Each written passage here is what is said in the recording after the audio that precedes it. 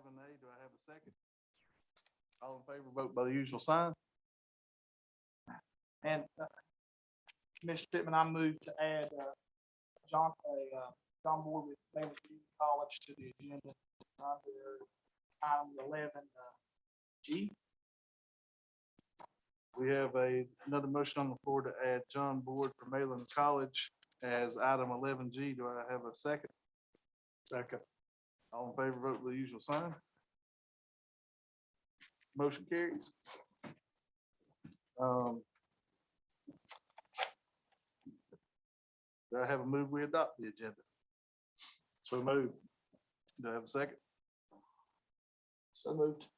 All in favor, vote with the usual sign. Motion carries. Item 8A is reports and presentations, recognition of the Mitchell County Transportation Safety Award and Mitchell County Transit System of the Year Award. Oh, I'm sorry. I had it right there on my front of me. 7A, do we have approval of the minutes from April 4th, 2022? Second? Second. All in favor, vote for the usual sign. Motion carries. Now, 8A, recognition of the Mitchell County Transportation Safety Award and Mitchell County Transit System of the Year Award. Sheila, you mind to come up? You know, for you guys watching and for you guys that are here tonight, we're very blessed here in Mitchell County to have this young lady working with us. She does when I think of going beyond the call of duty, I think of you. A lot of stuff that you do, ain't none of us up here, county managers that are telling you to do that. You know, you're doing exactly what I think a director should. So you're doing exactly what we need. She's going out and getting these grants, getting this money, this pine line and spruce pine that everybody's so fond of.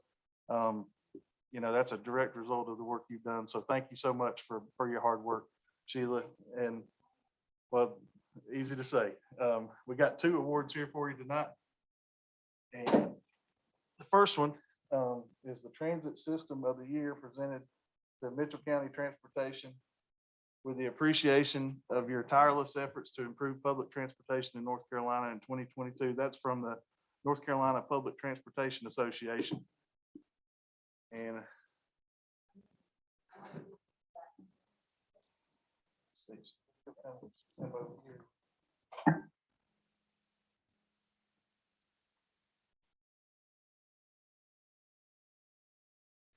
if I see your picture in the paper one more time, I want you. I feel the same way. I'm like, I don't want to be in the paper. I voted on the last one. I'm trying to get far away. No, it's all right. This next award is from the North Carolina Public Transportation Association as well.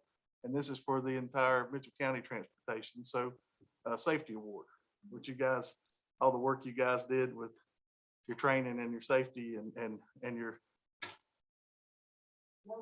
no accidents. And let me, if I remember correctly, it was around 500,000 miles, somewhere a little bit less than that, but basically driven with no accidents. 350, 380, just to be on, and that's pretty close. And I mean, this ain't driving buses on a Florida highway where you know, straight roads and it's flat. It's, you know, it's curves, it's hills, it's ice, it's snow, you know, probably the worst driving opportunity you got. So thank you guys for your hard work there. So, and it's recognized throughout the state. So.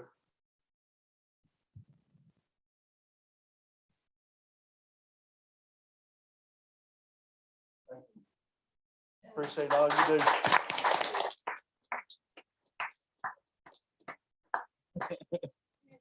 Sure.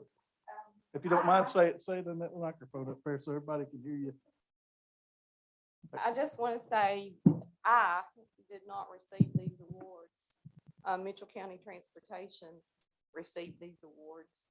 Of course, the safety award, we wouldn't win that without a lot of training before the fact. All during the year, every month we train, but we now have a staff of 19. So we have 15 with 15.5 of really good drivers who take safety number one, who take their passengers number one. And this award, the safety award especially goes to the drivers and their training. So I was very proud of my staff. So this is their award, not my award. And the Transit System of the Year is also their award. I couldn't do my job and what I do if I didn't have an awesome staff surrounding me. So I have really good people around me that I want to make sure they get credit. I want to give credit to the commissioners and the whole county staff. I have a whole lot of people who support me there too, or I couldn't do what I do. So thank you all for always supporting transportation. And I really appreciate the town's timeline. And for those of you who don't know, and I don't know that I really shared this with anybody in this room because it went into my report to RTAP, but the Pine Line had 692 riders in March, 692. We had like 200 and some in the morning and then like 400 in the afternoon. So that thing is amazing. It's gone. It's gone. So, but I thank y'all. Well, thank very you. much. We appreciate you.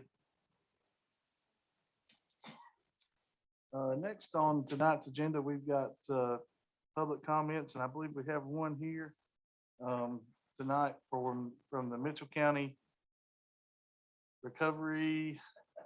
I got my glasses, so I'm straightened a little bit. Mitchell County Recovery Ministries Incorporated. Mr. Doug Harrell, if you could come up to the mic, sir, and we'll let you speak.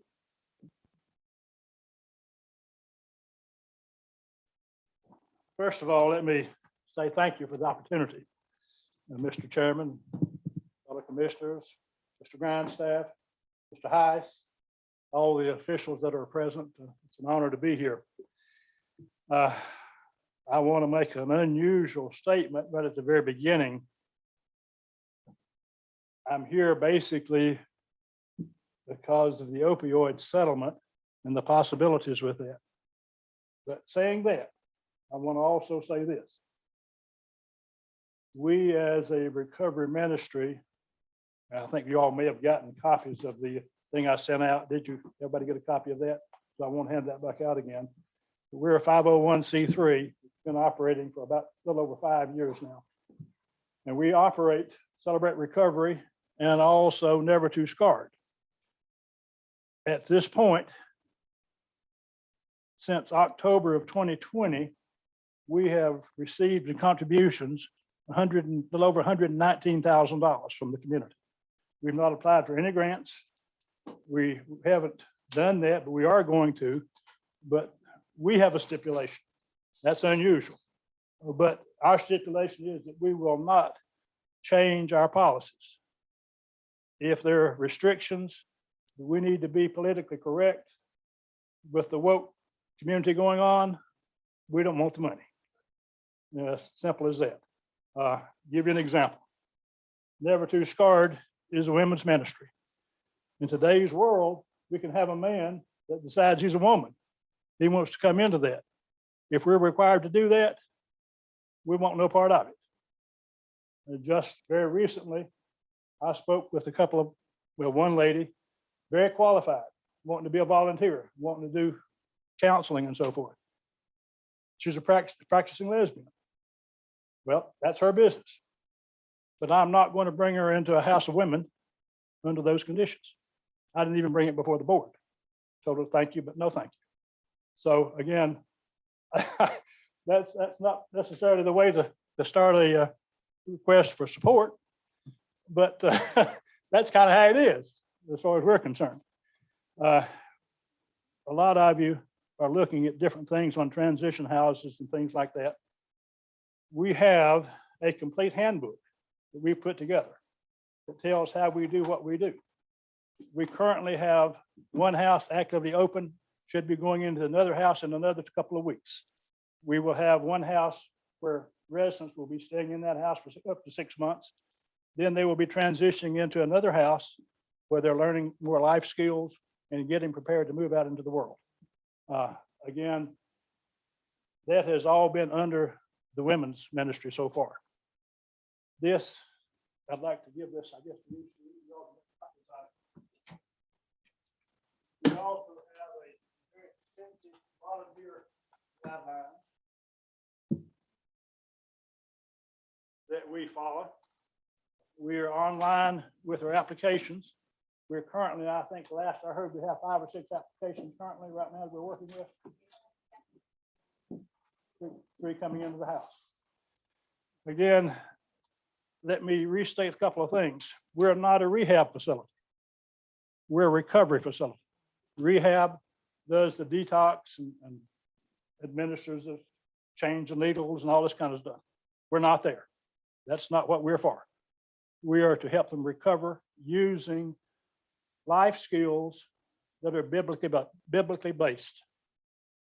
I want to give you just a real personal example. Yesterday, I got a call from a granddaughter. Says, Papa, I'm 5 years clean as of today. That young girl came into my house April the 28th, 5 years ago, straight out of jail. She came in, I said, honey, I'll do everything in my power to help you, but I am not going to enable you. I'm not going to give you different drugs. I'm not going to do any of that kind of stuff. If you do what I show you, I'll work with you step by step. If you don't, you know what's out here. Started going to Celebrate Recovery, got in church, changed her life. Now she's married, got a little boy, cute as he can be. But to me, that's what it's all about. I'm not a proponent of switching from one drug to another. That to me that may be an alternate lifestyle, but that's not recovery. You're still dependent upon a foreign substance. And we just do not go along with that. Right here is a list, 3 pages, fine print of contributors to Never Too Scarred since October of 2020. Like I said, we've raised $119,000. Of that, $96,000 is for Never Too Scarred. The other has been in Celebrate Recovery. We're wanting to expand into a women's recovery ministry also. The Never Too Scarred has basically been under Jessica Williams' leadership. She is the director. We also have a full-time night manager. So we have 2 full-time people on staff today. If we move into the men's ministry, we will need more full-time staff. Now, currently, I'm working with Ymca Corporation, Ymca Foundation, on some grants, and they have requested that we turn in some grants and have not given us any restrictions of how we use that as long as it's used for personnel within the program. So if we can do something like that with the county, we would certainly appreciate the opportunity to do that. But again, as I said to begin with, if we have to do that with restrictions, we appreciate it, but no thank you. And so any consideration that you can give us, we would certainly appreciate it. We are in Mitchell County. We're currently operating. We have been operating for 5 years, and our intent is to continue operating. And we have shown that we can be self-sustaining. But for us to continue to grow and really reach the people, as we all know, we're losing 10 people a day in North Carolina from drug overdose. And we've lost several in Mitchell County in the last year. I don't know, I think it's 10 or 11, the last I heard, just out of Celebrate Recovery that have been in Celebrate Recovery. And that has been that the pandemic really kicked that hard. And again, our prayer is that the county continue to understand how vital and how critical this situation is, and also understand how dedicated and determined we are as a corporation to do everything in our power to, alleviate some of that. And one more little word, our board of directors has representatives of 5 different churches on that board. And if you look at that board, if you've looked at that board of directors, it's some strong men and women in the community that know what they're doing. And that's, I'm the chairman, but I sure don't run the deal. We've got a lot of good people like Sheila was talking about. She's gone now, but But we have a lot of good people making a lot of good decisions. And again, I appreciate your time and any support that we can get. We would appreciate it. Thank you. Thank Any Mr. questions? Harris. Appreciate it. Like any questions? We appreciate it, Doug. Thank you.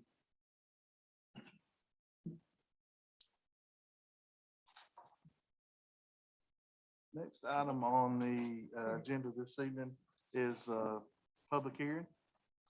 This is a joint meeting with the town of Bakersfield. Welcome, town of Bakersfield. And the town of Spruce Pine, welcome. In order to receive input as to proposed uses of the opioid settlement funds and to encourage collaboration between local governments both within and beyond the county. Do I hear a move? We go into public hearing. You don't have to move. Okay. Okay.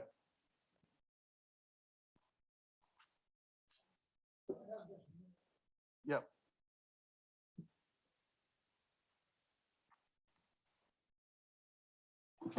The memorandum of understanding that we signed in this opioid litigation last fall mandates that the county hold an annual meeting between the county and the municipalities in the county and hold at least one annual meeting with all municipalities and local governments county to receive input as to proposed uses of the opioid settlement funds and to encourage collaboration between local governments, both within and beyond the county. Now, I've got for those who want it, the list of the money we're going to get for the next 18 years and the list of the 12 purposes that we can apply it to. And I think that may be helpful to those who came. Anybody that wants it, we'll just pass them out. Doug, you'll definitely want one of those, Doug. There may be some things we can work on.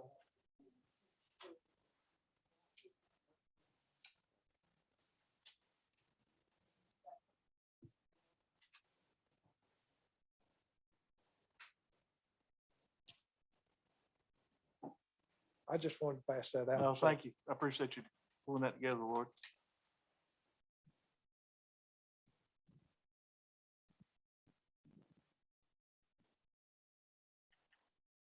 Any items for discussion on that?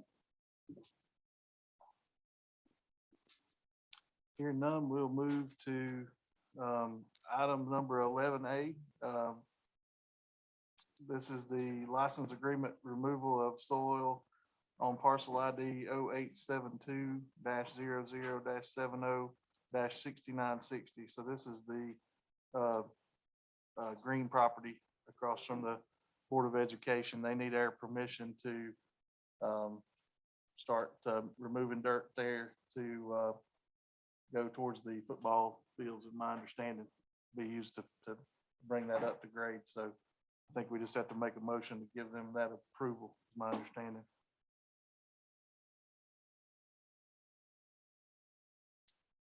So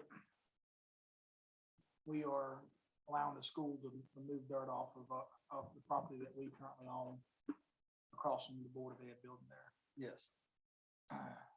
That's my understanding. They have to have our approval to do that since we still own the property. We still retain ownership. I guess we're still waiting to get word on the.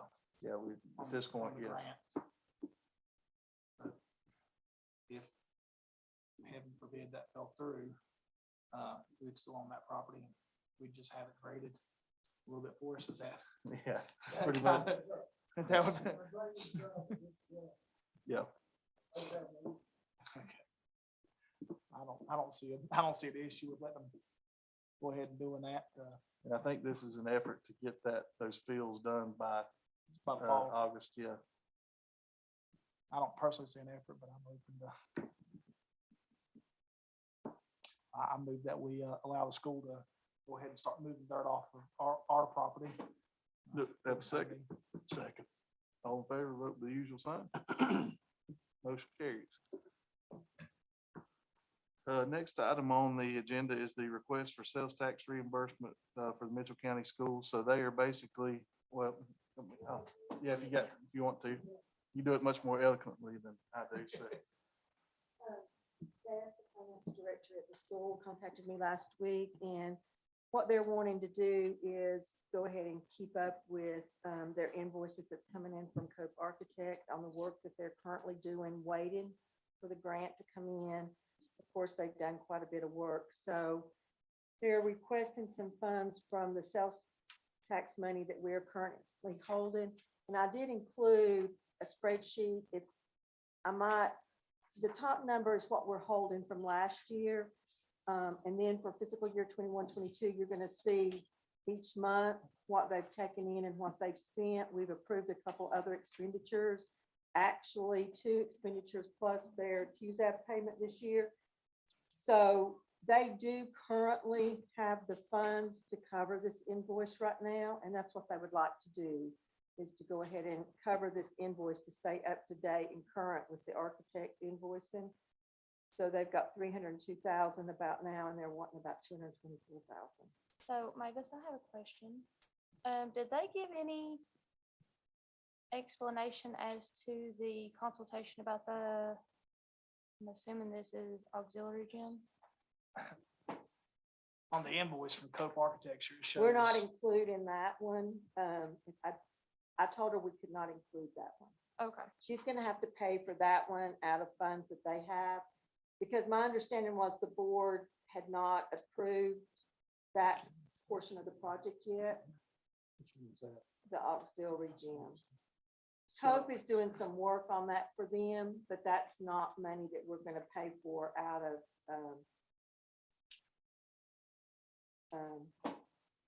well, they did do some core drilling on that, and that is in that invoice. They also had another invoice just for architect services on the gym, which I did not include, but I see what you're talking about, Harley. They did include the core drilling portion, which was $3,500. So if you want me to throw that piece out too, we can. well, I just was, Yeah, in our that's my, meeting in March. And that was done before we even purchased the ledger property. That was on They the did, Garland property. I think they did it twice though, right? right. The invoice date shows 3/23/22. They went back, we did it before we bought it, then they went back again and They did it. went back and did it, but Well, I the, mean, on the auxiliary gym, they did an auxiliary gym core drill after they bought the or the Garland property, because initial Right. discussion was that before the new school was going to go. right. So that's up to you guys. She also had an invoice for architect services, which I told her that we could not do. But I really didn't read the fine print on that core drilling. So if you want to pull the $3,500 out for the core drilling, I can minus that off of what they're requesting.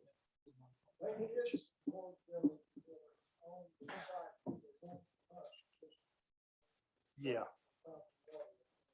I remember that. And we've got that invoice also. It was for 11,500. But for the, for the core drilling on the auxiliary gym, that was to go on the Garland property on Ledger School Road. And I think the best I remember, our discussion was we were not in support And that's what of I an was. auxiliary gym at this point in time. That's what I thought it was off. Out of discussion. But Okay, I so agree, Well, totally. Did we not meet, was that not on Harley's looking for it. March the 7th? They were on the agenda for sales tax reimbursement. Was that not the day that we had that discussion? And yes, Mr. Calhoun said that was going to be looked at a later date. Yes. And so that was not discussed. And that's why I told Beth we couldn't pay the architect fees on that portion. But I can also pull out this if you're all in agreement for the core drilling. And then we'll reimburse her for the 11,500 for the core drilling on the property where the new school is going to be located, as well as the architect fees for the new school of 209. If that's what you choose to want to do. So the core drilling was 11.5, and Mhm. how much was the architect? Architects 209, 585, 55.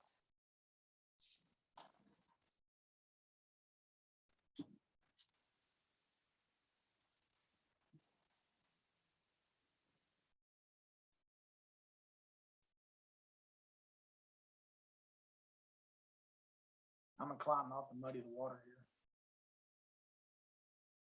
Seems like leaving that in muddies the water a little bit. Mhm. That's, I should have read the description of what Cope had paid for the core drilling. That's my fault. I had thought the core drilling, because I knew they'd done core drilling on that property. I thought it was, I didn't realize they'd done it on the other property. I would pull that one out. The 35. Mhm. Okay, I can do that. Get a motion to pay all except for the 35.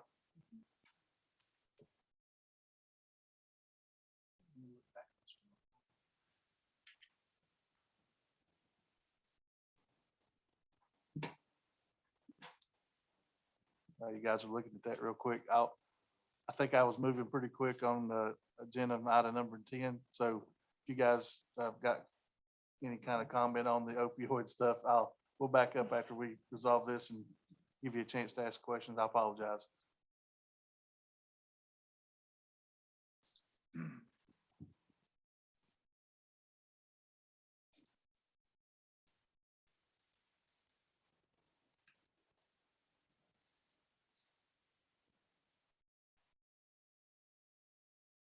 This is all, Mavis, this is all sales tax money that, The sales that tax is money that theirs. we're holding, as you recall, we collect that monthly and we are currently holding those funds. And to release those funds, they have to send us a request and you guys have to approve it. I'm not gonna vote to fund the auxiliary gym when I was told it was off the table until somebody comes and answers a question. I'm not trying to be a jerk about it, but No, we'll pull that one out. I'd already pulled one invoice out that was auxiliary gym. I just plainly didn't look at the core drilling details, so. I move that we reimburse the school the $209,585.55 for the architecture fees. And then we reimburse them $11,500 for the geotechnical exploration for the school site. And that'll leave the $3,500 for the auxiliary gym out. Have a second? second. All in favor, vote the usual sign. Thank you. Motion carried. Like I say, apologize. We'll step back to item number 10 on our public hearing. Town of Spruce Pine, if you guys got any questions that you'd like to ask? If you do, if you don't mind to step up to the front.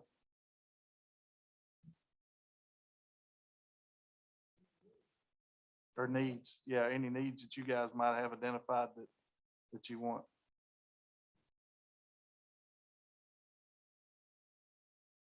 For the town of Bakersfield. If you got Charlie, it. would you like You to want, go you want to first? go ahead? Thank you, Charles. Sorry about that. That's okay. I figured I had on my judo shirt, so you. I looked over that Carolina color over there. These things go pretty long sometimes, so we get to roll downhill, we just keep rolling. I'll go fast. You got in your several point bulletin, especially point 7, naloxone distribution. I want to make sure that you're not including naloxone in a list of, how should I say it, substitute narcotics. That you're still going ahead with naloxone funding. Naloxone doesn't make you high, it makes you unhigh. I just want to make sure of that, because I heard a comment earlier tonight, that maybe that's an alternative drug and it's not really alternative to opioid addiction. It is a treatment that makes you unhigh. And also in here, you've got that officers would be supplied with it. Is that part of it? I believe, Charlie, those are things that the money could be spent Could be on. used for, yeah. Yes. Okay. Not necessarily think, things Just we're gonna please use. don't exclude Narcan, which is an inhalation opioid reverser. Suboxone, which is 2 opioid reducer or reversers, and naloxone. Those are 3 good things for cops to have, first responders to have. They work in a matter of a minute for someone who's already overdosed and is clinically dead. If they've not been dead for 6 minutes, they'll come back to life. But it's not a long-term treatment drug. And if, yeah, if you're discussing this later, you know, I'm not a big, what's the one that starts with an M? I hate that. Methadone. I'm not a big methadone fan. That's for long-term Suboxone. treatment, but this stuff is for immediate use. The inhaler, Narcan, for example, you can get that without prescription. That's not even a controlled substance, really, the way they market it. The other stuff is it's only opioids because it works on opioid receptors in your brain, but it doesn't make you high. And nobody steals naloxone to get stoned because it kills your buzz immediately. So nobody steals that stuff. I'm sorry. I have to take an opioid class every year, and you're getting a whole pile of Well, hey, it's more than I did 10 minutes ago, so. it. Okay, any questions so I can sit down? I hate for meetings to go too long. No, I appreciate that. Appreciate the information.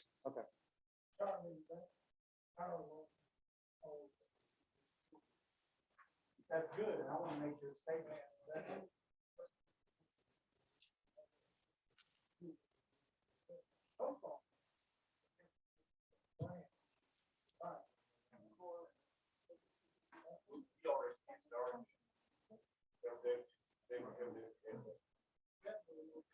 Well, Charlie,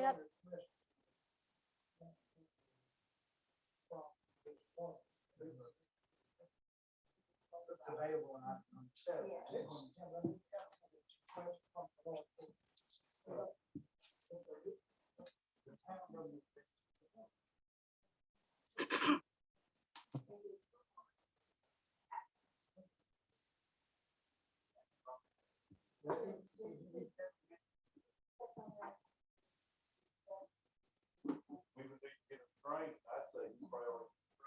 I've got several cancer in my office was spare. Got much with, we get ours through the drug test. Donald, what kind of training do you have to use We went to Narcan? EMS, that's just what, a couple hour class, something like that. Mhm. Some of my deputies have actually used it, to bring people back. One thing we mentioned about it was sometimes you have to. Like you said, it's quick. You know how much drugs they use, you have to use it 2 or 3 times. I think that don't need to hurt.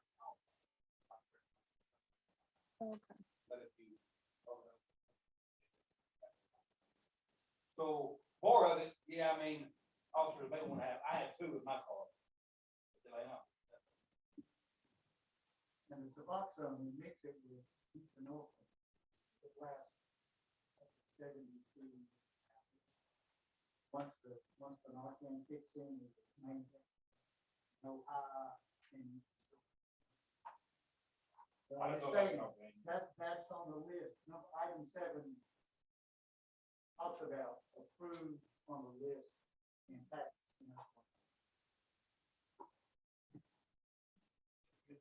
Well, like Sheriff said, we have a lot of. I just want to let you know that Oh, we do. We're all, everybody's sheriff's office. Mayor Hart? Okay, thank you. Well, I don't have the medical background that Charlie Nash has over there, but like just a few minutes ago is the first time that anybody from the town has really received any of this information. So I guess my question is, looks like over 18 years, you're expecting $1.9 million. And so all this is just anticipated. We've not received any of this yet. That's correct. Okay, so my question is, we would just like some time to look over this, if that's okay, and maybe have another meeting back together. Because, I mean, we'll have to really go through this. I'm not sure we even understand it all, or what services are provided in this area that the money could go to. So that's all we wanted to clarify, that we would be having future meetings about We'd be glad to put collaborative efforts to come to an agreement on how to spend that. You just.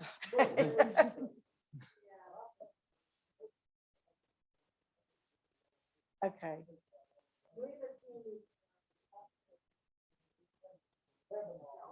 Okay, We were trying to fill out all these mountains of paperwork to get it. I'm sure. I'm and sure all about that. To cover ourselves with paperwork, and we don't know when we're gonna start.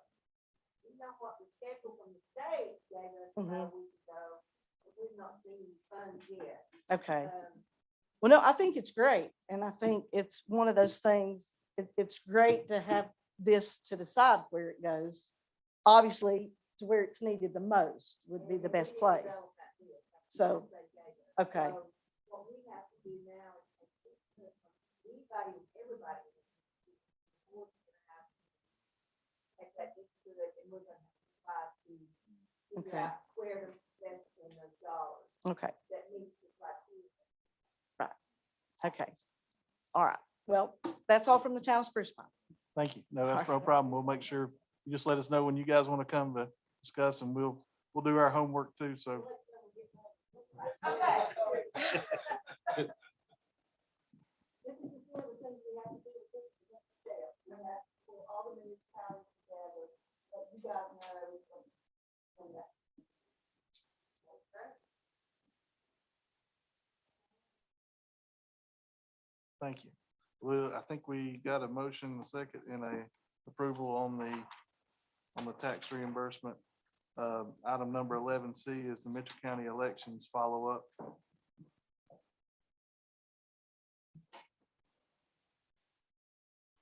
I can speak to that some. Okay, So Roycine says she has some laws that she, general statutes that she's going through to, make her, election office up to par. One of those is lockable doors with a key code. I asked her to get me the general statute that is in, our agenda packet. And I also had, Attorney Heiss take a look at that as well. And Lloyd, would you want to speak to that? It looks like we might have been needing to weigh out the historical significance of the doors versus the need for the locks. According to the general statute, the doors are not of a historical nature. So they're not original to the courthouse, from what was told by maintenance. And so Lloyd, if you want to speak to some of that on that, we kind of was green lighted enough to where I don't think we're going to mess with that grant and that historical structure.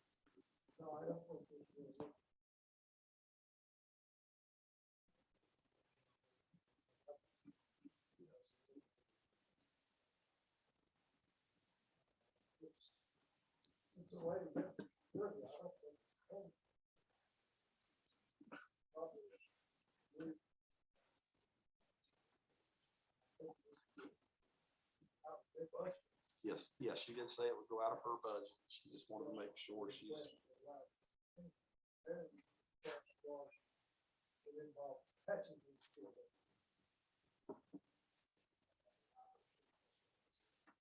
So, Alan, can you tell me, did Danny, because the last time that I had heard Danny was gonna punch another hole through the door. Danny said since the door has a window in it, Mhm. this keypad lock will not fit near the corner of the window where the existing handle is. So he's going to go in an area that's a little bit lower, and he said it's not a problem to put that lock in a little bit off from that window. Do we have to do that one specifically? Because, I don't think it has to be one specific. There might be a model out there that would Fit. accommodate the existing hole. We would just have to look for it and find it. The initial research had the 3 on here, which I don't think Danny said any of them would fit in the existing door hole. I have no problem letting them put a new one on there. I just had made it very clear in a conversation with Royce that I didn't want them to poke another hole through the door, alter the appearance of the door, mess with the window of the door, and she assured me that that would be a-okay. So I'm just trying to figure out where the breakdown in communication is. So I would be in favor of maybe finding one that's not, one that would fit without having to alter the door in any capacity. Well, and this quote that we have seems steep to me, $2,000 for. there's two others. And they're about There's some. $120. Maybe, I think. And this if I one understand this shows correctly, this is that- mandated by general statute from the Board of Elections, She so got this. me a letter on that.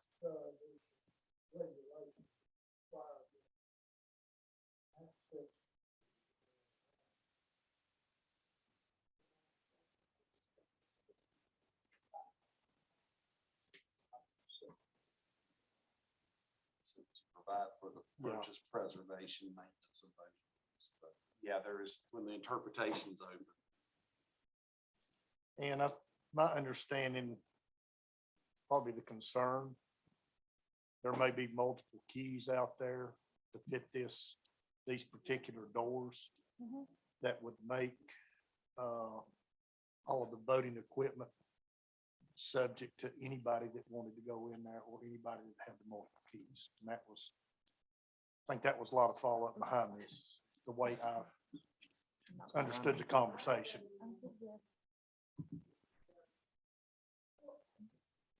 It's my understanding that, and I may have understood it wrong, Mavis, but that there could possibly be multiple keys out there that would open the door that she was in.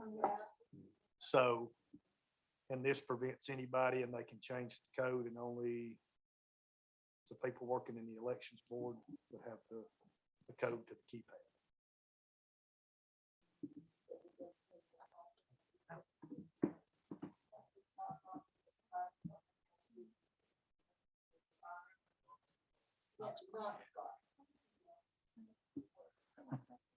So, I mean, those are things that we.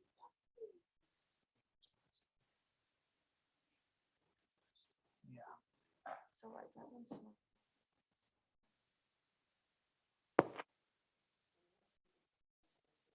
And we're gonna have Danny do that. Yeah, so Danny's gonna do Danny, our maintenance person, will do the installation. And there, looks like Harley's seeing some options that might fit in the existing holes, so we won't have. And so, yeah, so the installation and, yeah, so we'll take the $2,000 estimate, yeah, off the table there. Yeah, this thing will steep for Yeah. doorknobs.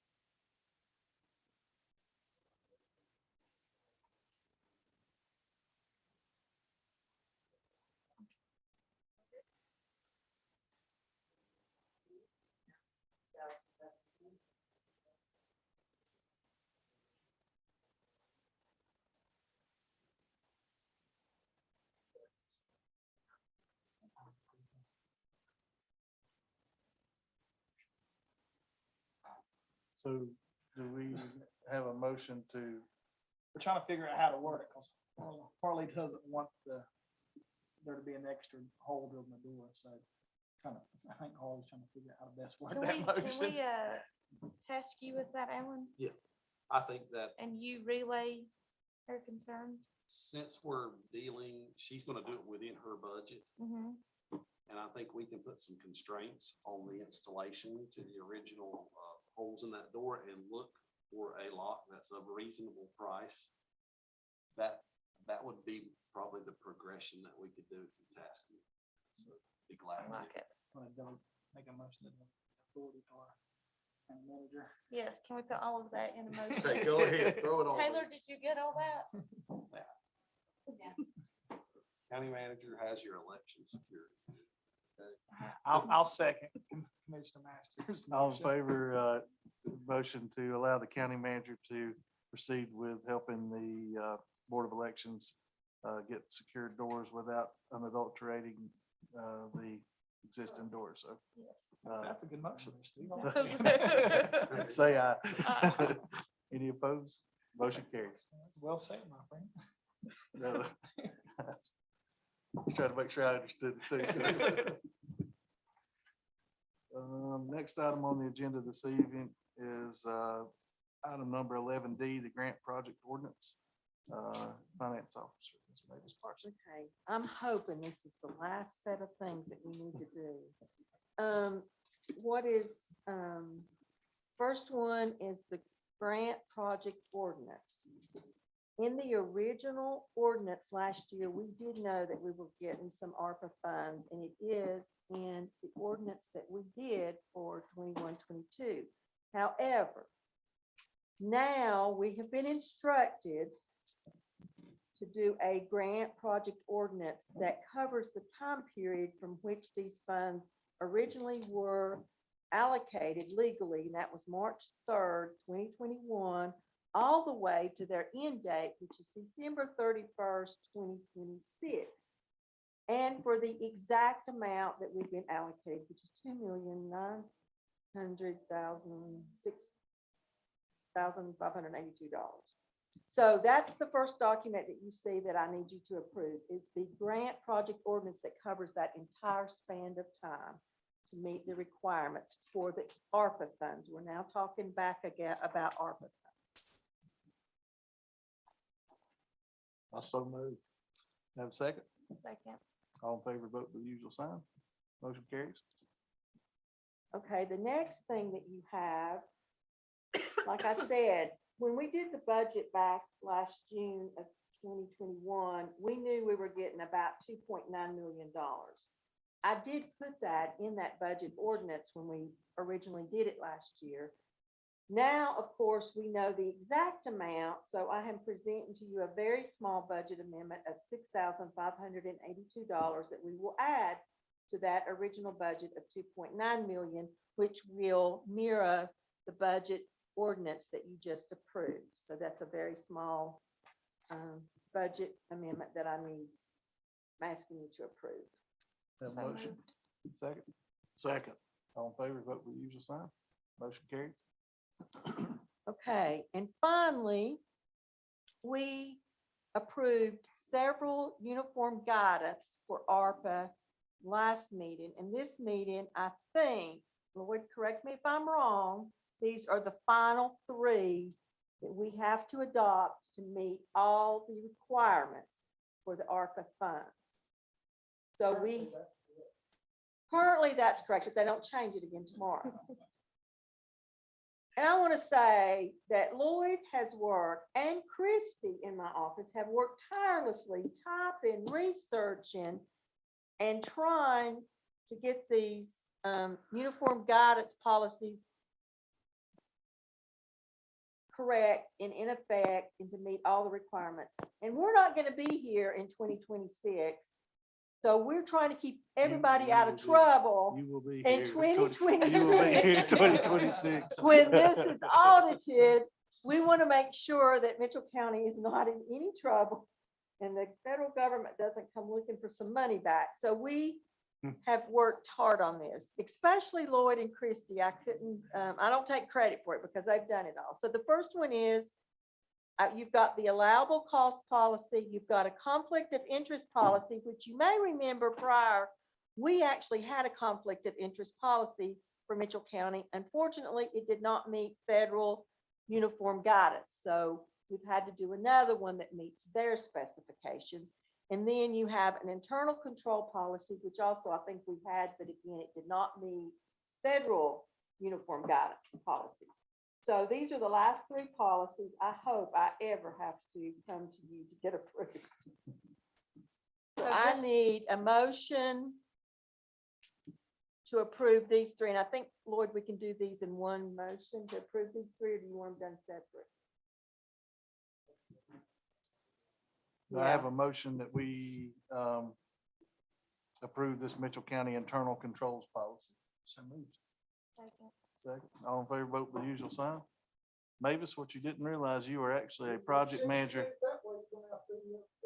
Oh, Yeah, okay. Well, you did the internal control. I got you. I read the top line and I didn't get it off. So the You gotta second do was, the allowable cost policy. so do I have a motion, we approve the allowable cost policy. So moved. Second. All in favor, vote with usual sign. Motion carries. And do I have Conflict of a interest. motion to approve the conflict of interest policy? So moved. All Now- in favor, vote with the usual sign. Thank Now, you. what are you saying about a project? You are actually in training for your project management So position. when- When I retire? I Yeah, don't so know, I'm not gonna let Lloyd- Lloyd go. Lloyd has, I'm he's, funding with this project. No, so when you retire, though, you just set yourself up to be an ARPA consultant. So that is gonna be your job when you retire, you come back. An ARPA consultant. Job request for everybody for a ARPA it's a lot of work, administrator. Yeah, I think. but thankfully we got really good folks here in the county taking care of us, so. Item number 11G is the Malin Community College fiscal year 21-22 budget sign-off request. It's nice to get some of that ARPA money, but it sure make it painful on you, doesn't it? Yeah, they don't give it to Yeah, you I just for know. the, The federal grants Pat are on the the same back. way. And so, each year we have to bring our 2-1 to the 3 boards for sign off. It's basically the budget you approved last year. And we're just now in that process of getting all the budgets done for the year. That ends in June. As Chairman Pittman knows, being on the board, we just finally was able to approve our own budget. And so it's been that kind of year. It's just been that kind of year. And so we are, but anyway, so this is just a sign off on that, and commissions do it different ways. Sometimes they approve the chairman to sign it, sometimes the chairman just signs it. It's just up to you guys how you want to do it. So we're just signing off that we approved last year's budget. Yeah, basically. yeah, that we have to send that in. When to is the it due state. for the state, or you have to submit it to the state? When is it due? Last June. We can't submit it until we, it's all built into the overall budget process. So it goes in as soon as we're signing. We already sent the numbers in. They just need this for the check it off for file. Does it just require the chair on the current document? Yeah, it's just signed by the county commissioners of Mitchell County, chairman. Here, this is what it is. So do you need a motion, I guess, Steve? Yeah, if you guys give a motion for me to sign this, I'll sign it. We make sure we get a copy of the title. Okay, We have that. got you. Before tonight, we talk to that. And sign.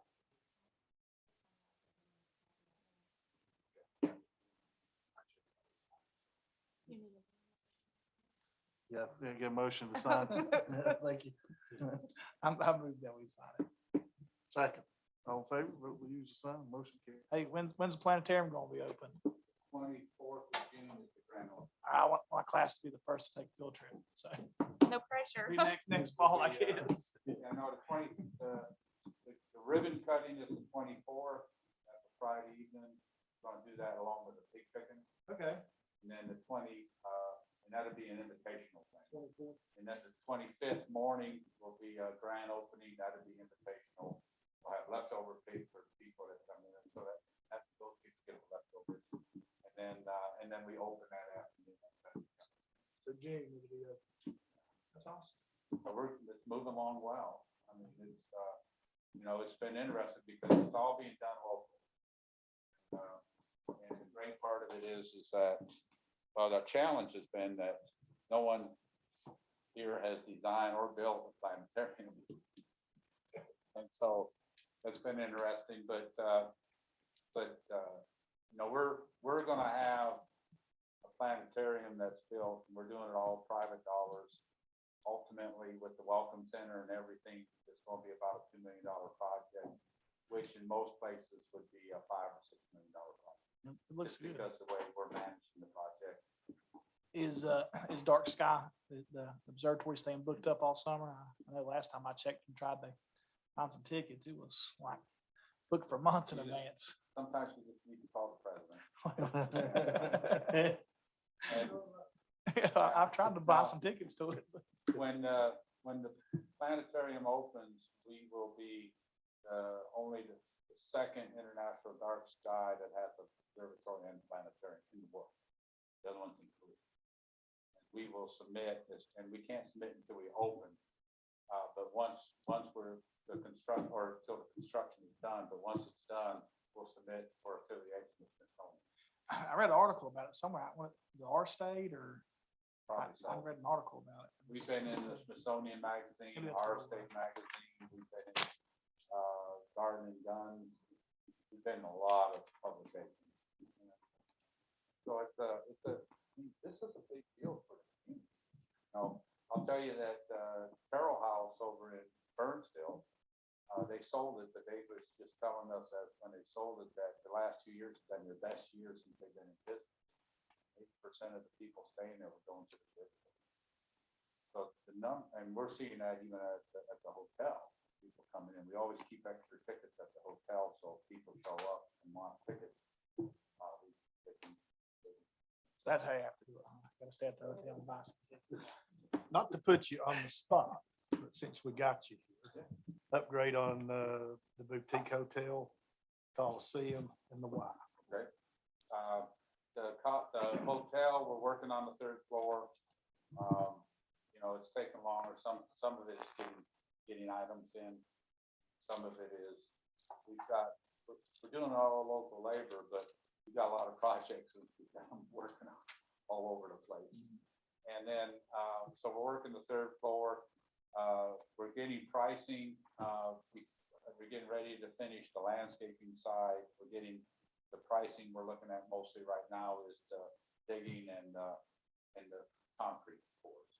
If you want to see what the landscaping is going to look like, you can get on the Blue Ridge Boutique Hotel.com, and there's a video, the computer generated video that shows that the fire pits and the piers and all that. And then the restaurant, the kitchen part, it shows where the kitchen is as well. The kitchen part is close to going into construction documents. And of course, in the bar and that would be part of that. I'm working right now on the application to at least serve, not serve it, but to sell it for off-site consumption.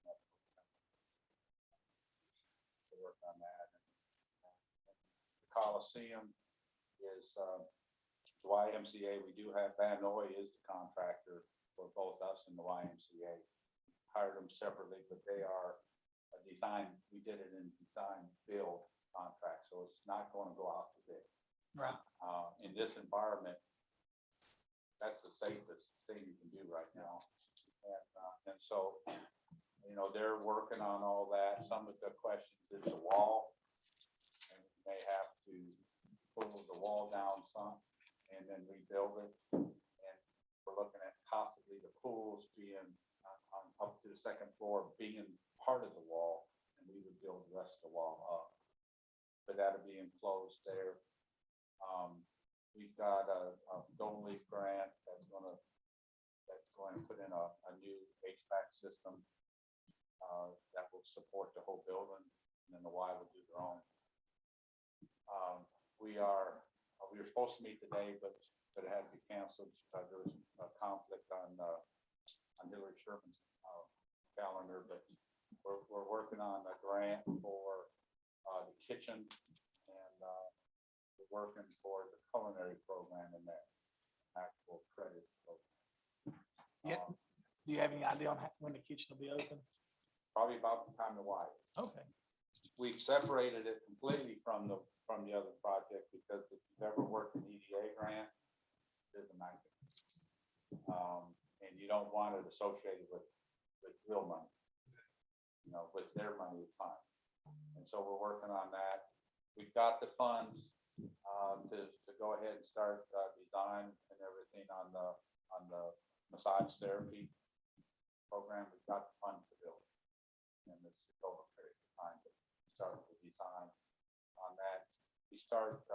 We'll release Zan and next week to start on the Resource Center for Entrepreneurs. That is ready to run. It's just been a long process because USD is partially USDA grant. Problems with the USDA person, like 9 months. It's fine. And but it's ready to go now. It was approved. And then the cosmetology, the state inspector comes on the 2nd of May. The state inspection, hopefully that will be done. We've had problems with the construction and probably are going to have to hold money back to be before, which they're having to be placed to prove that the lines on the chill tower that's there because it was supposed to be rain over the winter. It wasn't. So the coil froze and broke. We found out we were using 128,000 gallons of water in 3 weeks. And so, but that's their bill. I mean, that's big, and, that's their responsibility. So a lot of things going on with down there. That's all of it's good. And and then we would work hard to try to get up. And in our part, we'll put in the stairwell, we'll put in the elevator system, we'll get the plumbing in place that they can tie into, maybe the bathrooms in place on the bottom floor. And then we're just really lights and windows from being temporary occupancy, so we can actually start doing things. And when we start bringing in 500 to 1,000 people every week, in some cases more, that's going to have a heck of an impact on the community. Even now, down the restaurant will tell you when to full at the hotel, because they can tell with their business. So it's starting to do what it was intended to do. And once planetarium is done too, we market that pretty heavy already. We'll start really marketing Charlotte area, Atlanta area. We'll start marketing those places where a lot of people are coming from. And what we have found by we run numbers on zip codes in our ticketing system, and about 70 to 80% of the people are driving at least 3 hours to come to the city. So, they come, they go eat, they spend the night, shop. They spend money. And if they spend the night, they spend 3 times as much. That's what they're doing.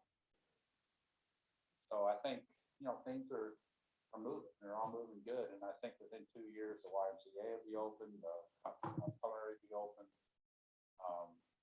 The massage won't be, but it'll be in construction. And of course, Cosmo will, and the Resource Center for Entrepreneurs.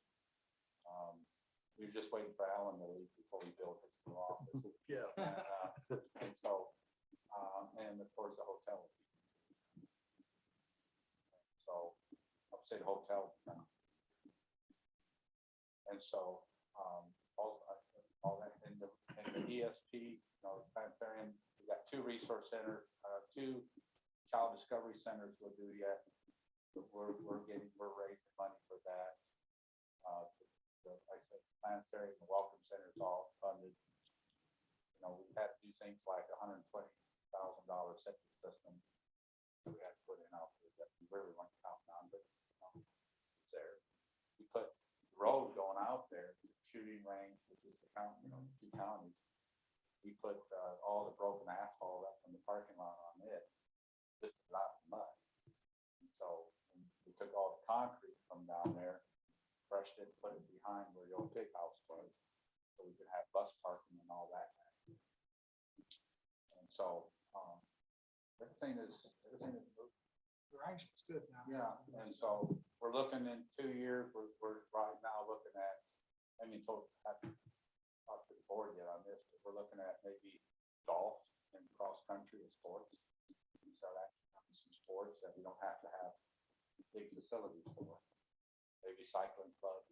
Through the college. Yeah, and then programmatically, of course, culinary and looking at a 1-year meat cutting program. Where we we teach people how to butcher and cut, fine cut meat. Those kind of disappeared. It used to be prevalent and they just kind of. So, and, know how to cut up their own meat. Good enough. So anyway, so that's kind of a quick update. We're suffering on enrollment. Prisons have hit us hard, but so is regular enrollment, and that's kind of a nationwide flow right now. And the fines in schools, of course, impact that. So what we have to do is give reasons for people to keep keep Mr. Grindstaff selling homes and everything else, and closing on homes and everything, and people putting kids in schools and community growth. And bringing tourists in to spend their hard-earned money, leave it here. So, there's a big, it's all moving, it's all coming to place. We're happy to be a part of that. So I'm just curious, how many parking spaces do you have out there? Because you're talking about a lot of people, yeah. Not enough, I tell you, and we're working on that. So how many do you say? Is there 50? There's 70, a little over 70 right now. So we'll lose a few I think we lose 5 with July. Mm. How busy is the hotel staying booked right now? Well, we've been kind of partially closed, but we've just been open on nights that people had already booked for a couple months because we've been trying to get some work done in there. But we're back to a full schedule when Dr. Boyd, those parking spaces, does that include the gravel portions that are, or we don't own, college don't own those? no, but we're working on that. And that doesn't count the hotel side of it.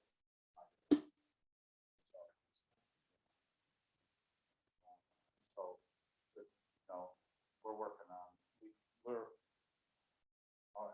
all I can say right now is that we're working. Gotcha. Yeah. And I think everything's gonna work out.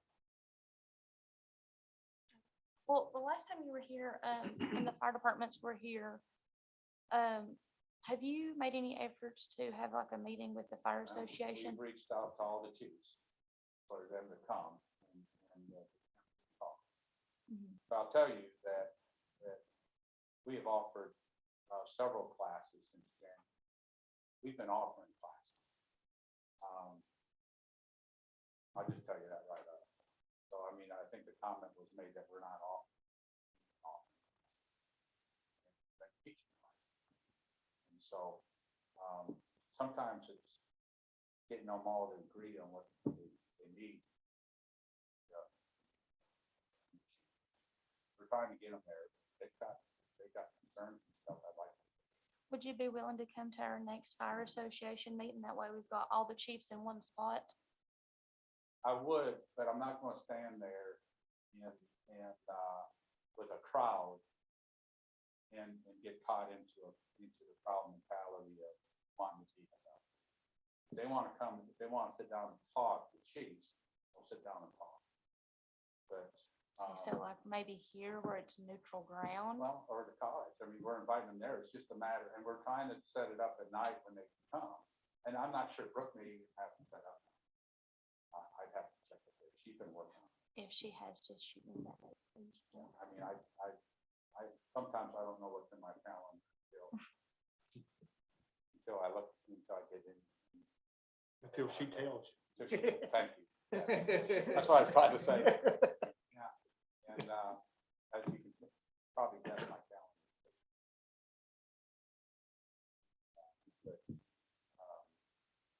But no, and I have a person that's usually at most of the meetings, Chris Allen.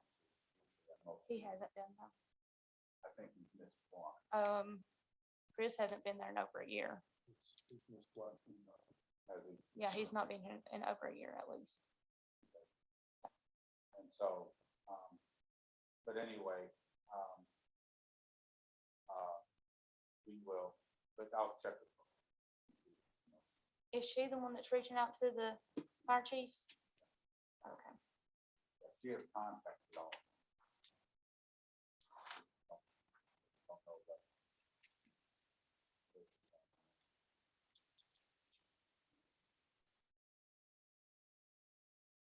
Thank you, Dr. Ford. Thank you.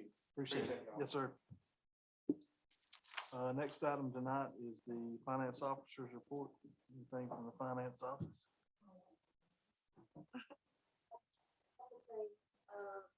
In preparation for next week's Wednesday afternoon meeting, to follow up on our capital stuff and budget questions, I did send everybody an email. I've started putting packets together for that, but I did go ahead and email all the outside agencies' requests that I've received. So if you'll check your emails for those, you may want to look at those before next Wednesday. And I'm working on more stuff. And I guess my question is, do you want to wait and get it all in your packet? Do you want me to continue to email you pieces of it during the week so you have it beforehand? What's your pleasure? What are we waiting on, maybe the school? We're waiting on the school and, right, we don't have theirs Is yet. that the only one we're missing? On outside agencies. You'll have hard copies in your packet, but if you want, like, different things that we're working on, I can send it to you if you want it. Okay. Yeah, it's good to look through. Good reading, right? Yes. good So bedside reading. hopefully now that we, I think, have a lot of the ARPA put to bed now, I think, my office will probably be full speed ahead for the next few days on budget. We've kind of laid that to the side just because of all the other stuff we had to move and do the deadlines on. But hopefully we'll be working more on that in the next few days. The biggest thing that I need some direction on is, and again, I hate to bring this up, it's kind of like the doors, is the trailer in our back parking lot. We finally, I don't know how long we've been working on this, probably about 3 months. We finally got the title this week for that trailer. And Lloyd and I and Alan have been discussing our options with that. And definitely the plan is we want it out sooner than later, as soon as possible. Definitely while the weather is warm. Lloyd, you want to kind of address, because it's personal property, what our options are?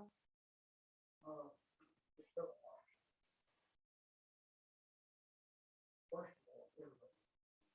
Some defer to health. We're all-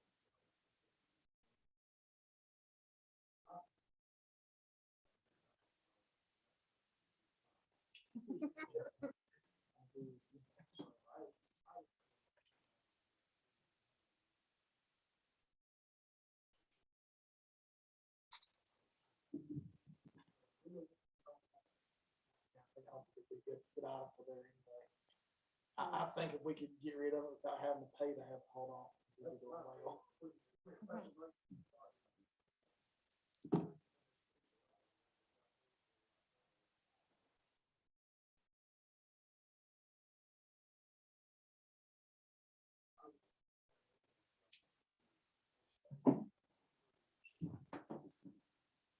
So moved.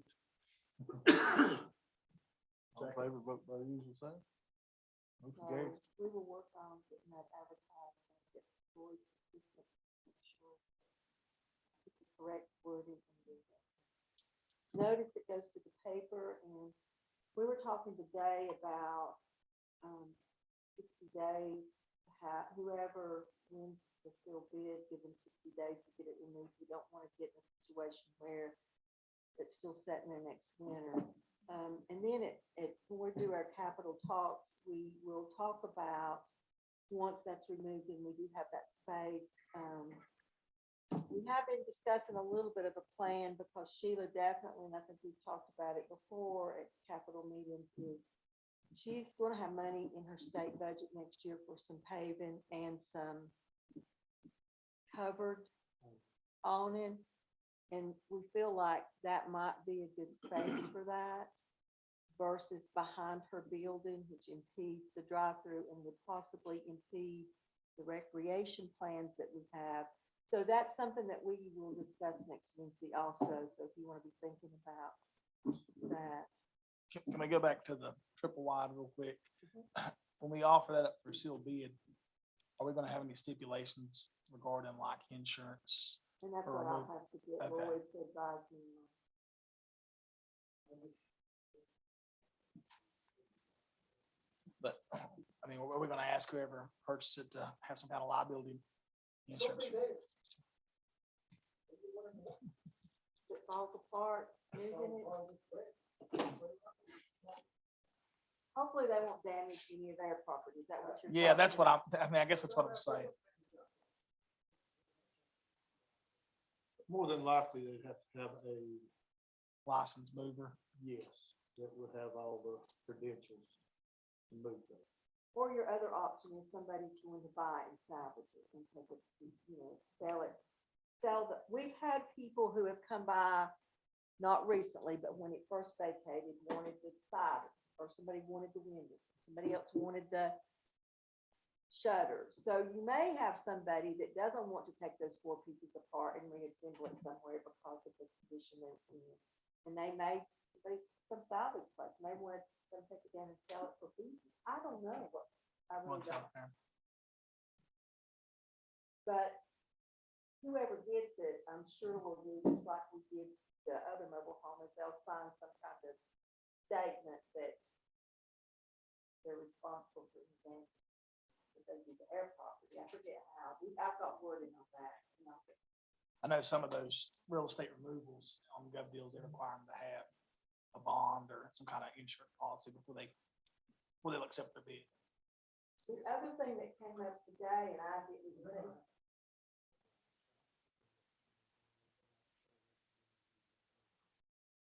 And that was a problem we had too, the other people trying to the bond of the permit.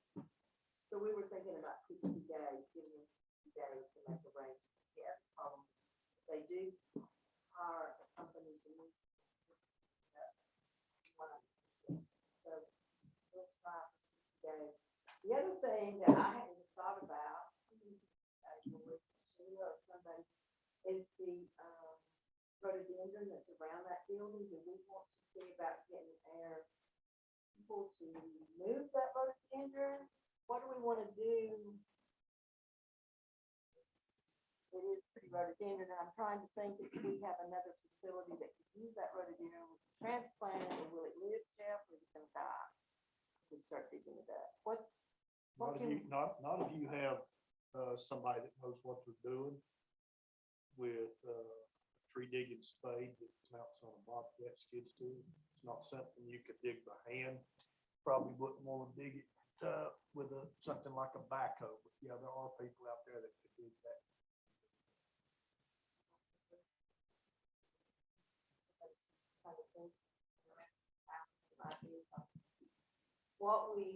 What our suggestions would be. I hate to lose the shrubbery, but I just don't know. What kind of cost you?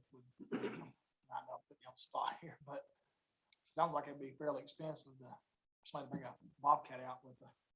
They would probably charge you a minimum, fee for delivery. A piece of equipment, it's not gonna take that long to dig those. I'd say $500 or less. I don't know how much it's over there.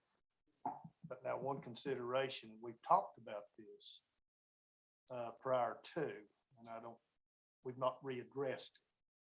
You know, we don't have any signage down here.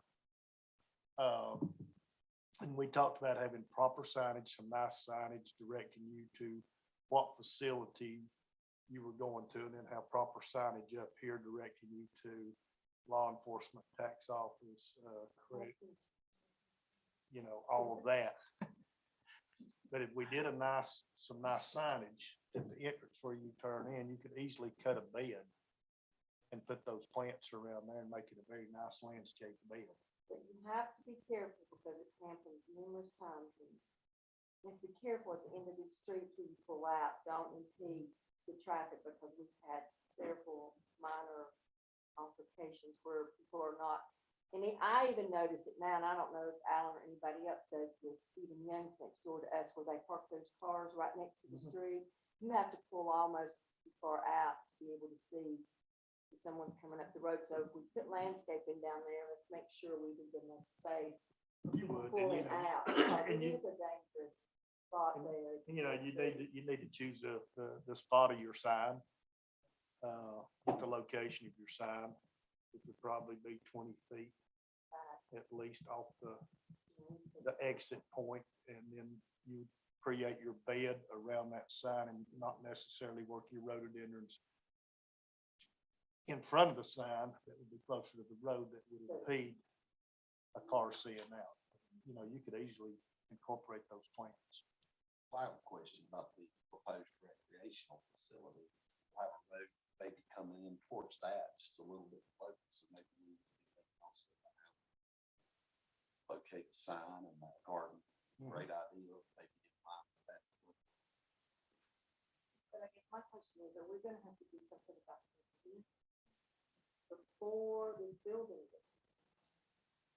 See, that's my concern, is what timeframe are we gonna have if we want that building now? Yes, you would, because if you don't have the plants out of the way, It'll be out of the way when when the they get done building's dragging them moved. over there. You might as well take chainsaw and cut it down because they're gonna be strong.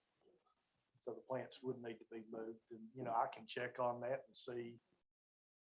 I'll contact a local person that's got a bobcat with a spade. You may know of somebody because of the tree industry, and say, hey, what would you charge us to come down here and tie that up and dig that, put it in a wire basket, and then basically you put it in a wire basket, and take it to a location where you have to go it in. And you're good to go until you get your signage or whatever you want to do. You don't have to pre-plan them immediately. Okay, that's what I. Yeah. Maybe we can put it down.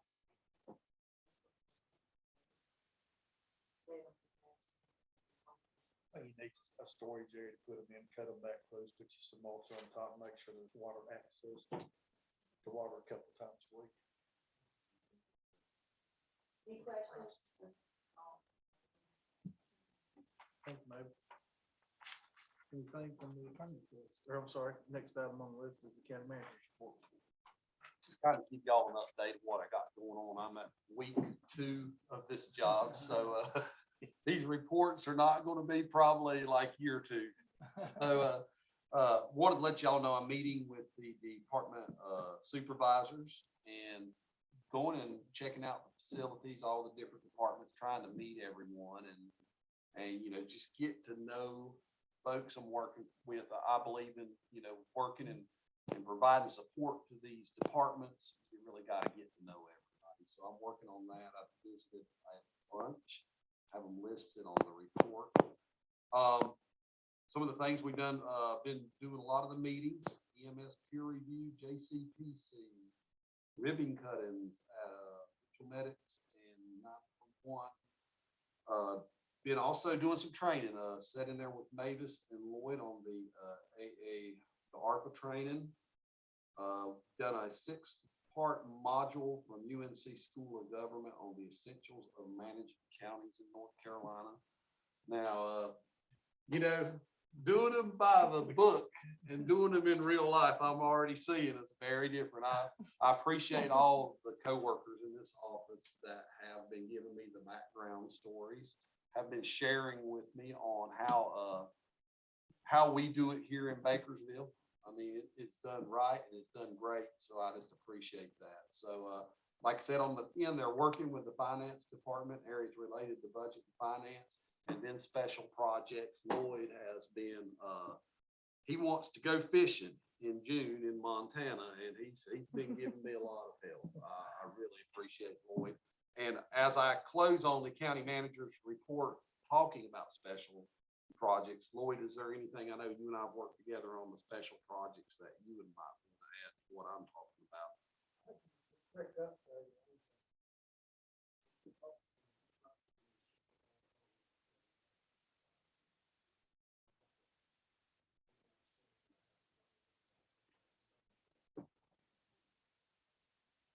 The recreation, you know,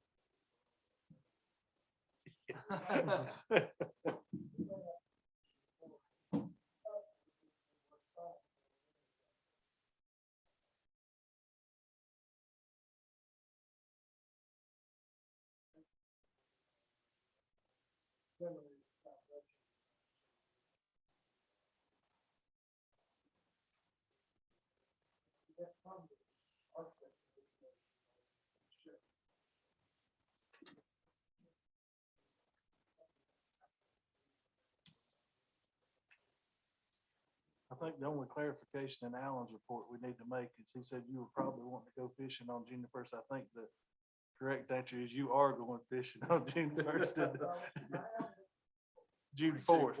All right, we gotta put that in the minutes Yeah, I gotta now. make sure we get that clarified.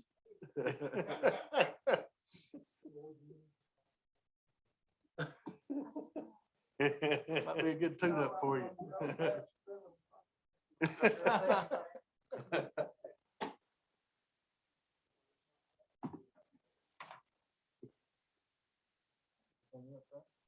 Did the public forum last night on the Mitchell County Recreation project, and we had a good turnout, and we got all positive input. So all were there, so, that's Anything from the attorney's desk this evening? Thank you.